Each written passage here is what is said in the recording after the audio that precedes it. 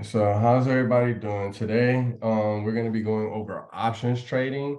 We're going to run through this slide real quick. Before we do run through the slide, one thing that I do want to mention, I kind of just heard this and it resonated with me, and I wanted to bring it to the group because I feel like it could resonate with other people.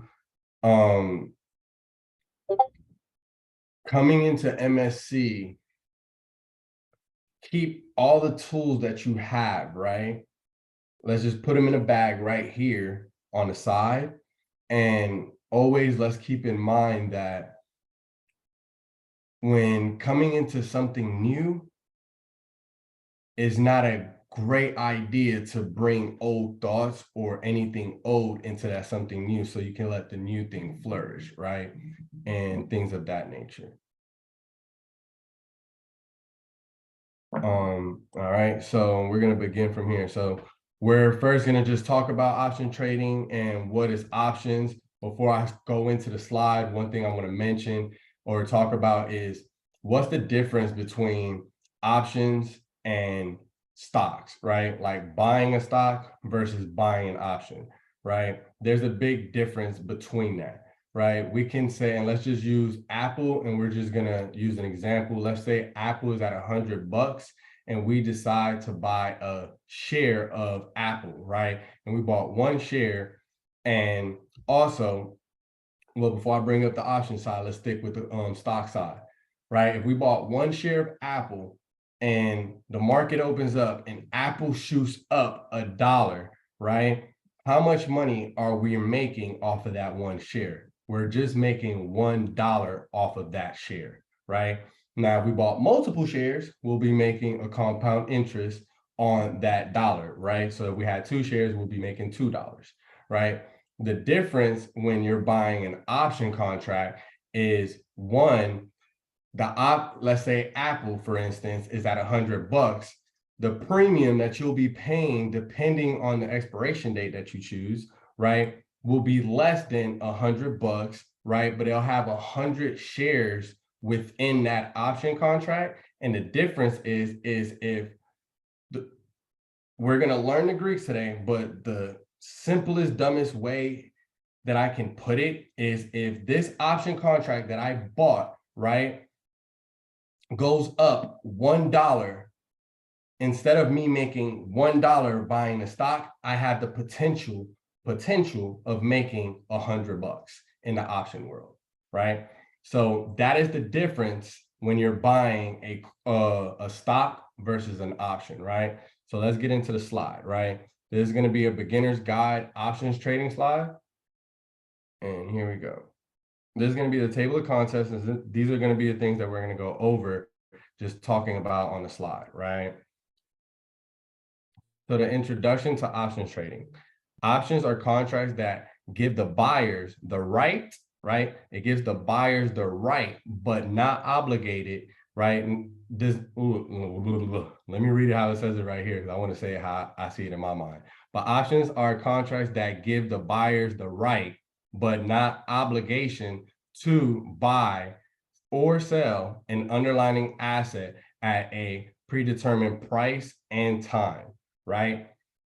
When reading something like that, if it seems foreign to you, what it's trying to let you know is that you have the right, as the option trader to buy this option and sell it whenever you want. And you're not obligated to buy that's what the obligation stands for. You're not obligated to buy the 100 shares, right, to exercise that contract, right? You're not obligated to do that. But one thing I want to mention, when we read price and time, right, let's identify with that. The price is going to be strike price, right? And the time is going to be your expiration time, right? And that's what they're talking about when they say predetermined, price and time. Options can be used for hedging or speculation purposes, right? So when we're reading that, hedging is like, okay, maybe I'm going, or it could be meant in a lot of different aspects, right? I'm gonna keep it in a world where it's like, let's say we have some some shares of Apple, right? And we have multiple shares, right? Not just 5, we got a few hundred shares, and we're invested into Apple, right? A hedging form would be, let me buy some puts on Apple, even though I'm invested into it, and I believe that the price is going to continue to go up. But for right now, maybe for this month, I feel like it's going to be bloody, right? So for you to hedge and to protect your investment, you will buy puts, right? To just even out the difference and make some profits off of it. And you can do whatever you want with those profits, right? Speculation comes into the technical analysis part, right? And that's what it is. But it is speculation. But the reason we use technical analysis is because it helps you determine where price is going. And depending on the strategies that you're utilizing, it can add an edge or give you an edge to know where price is going, right? So options come in 2 main types: call options and put options, right? So what are call options? Call options give the buyers the right to buy an underlying asset at a predetermined price, strike price, at a specific time expiration date, right? That's noting, going back right here with price and time, it's strike price and expiration date. Buyers of call options expect the price of the underlying asset to increase, right? And let's start to integrate these terminologies and talk in the language of options, right? And when we're using underlying asset, right, once we get into the Greeks, it'll start making sense why we want to always think about an underlying asset and where it's at, right? Sellers of call options expect the price of the underlying asset to remain stable or decrease, right? Coming along into put options.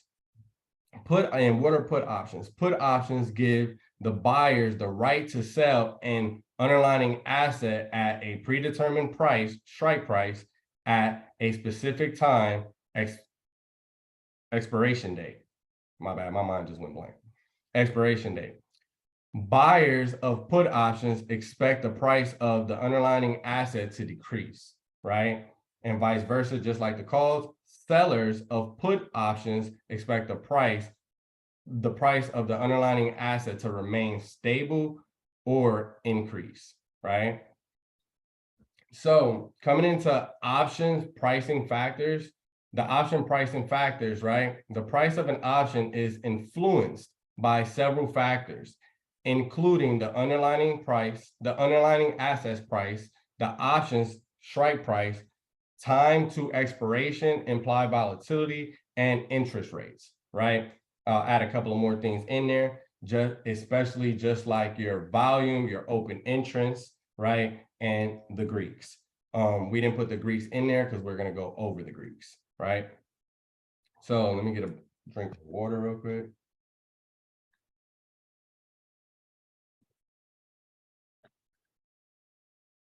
Options trading strategies, right?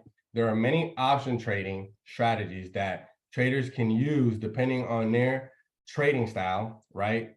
Day trader, swing trader, or a scalper, right? Trading style, risk tolerance, and market outlook. Popular option trading strategies include buying calls or puts, selling calls or puts, straddles, strangles, and spreads, right? Like debit spreads or credit spreads, things of that nature. And those are not just the only type of strategies, right? These are talking about the option strategies that are built into options, right? Just like we have Jordan that does a lot of different types of strategies when it comes to like credit spreads and things of that nature, or debit spreads, right? So this part of the slide is going to talk more so about the risks and rewards of options trading. Risk. Options trading can be risky as traders can lose their entire investment in the underlying asset price if the underlying asset price moves against their position. What does that mean though, right? It's not saying that, okay, let's say I have a $50,000 account, right? And saying that I'm trading a couple of options. It's not saying that you can lose your portfolio, right? It's just the investment. Whatever you utilize out of your buying power is what you can lose in that option contract, right? So let's just say we put $3,000 behind an option contract. That is, you can lose up to $3,000, right? It depends on how you have your risk tolerance set up and your risk management, right? So the reward side of trading options is, however, options trading can also be rewarding, as traders can make a significant profit if they correctly predict the market's direction, right? And these are words that I actually like predicting, right? Because regardless of the fact that I can be a dope technical analysis analyst, right, and trader myself, regardless of the fact, this is a high probability game, right? And it's a skill that you have to master. It's just like basketball, right? It's not to say that every 3-point shot or free throw you take, you're going to make. But if you practice numerous of times of someone guarding you at the 3-point line, you taking those shots like Curry, or just taking those open shots, and you continuously do it, you will get in a rhythm where you will become high probability. And that's one thing that you have to keep in mind, right? It's how many shots are you taking, right, before you go on to the next thing, right? A lot of us, me too, I've been victim to this, where I've tried something and I didn't give myself enough time to see whether I liked it, loved it, or was able to comprehend what I was doing, right? And now in life, and before I started with options, right, I would say close to about a decade ago, I've been just trusting myself. And anything I tell myself I'm going to do, I do it, right? And I've learned in that process, as well as me going to therapy, right, that confidence is built in a lot of different mannerisms, right? And especially when you're telling yourself, hey, let me get a drink of water real quick, I'm thirsty. And you do it, you build confidence, right?